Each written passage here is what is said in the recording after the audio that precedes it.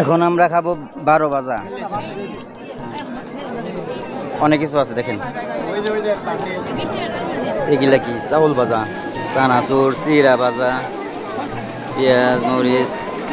ভাই গোটা মারেন ভালো করে, ভালো মতো মিশাইন, মরিচ দিয়েন।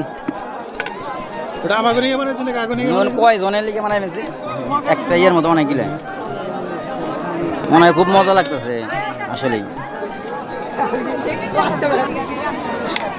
এই যে আমাদেরটা রেডি হয়ে গেছে, ওদিকে নেই, অনেক মশলা আছে দেখছেন। কেমন লাগে ইউসুফ ভাই? কেমন লাগতেছে? মজা।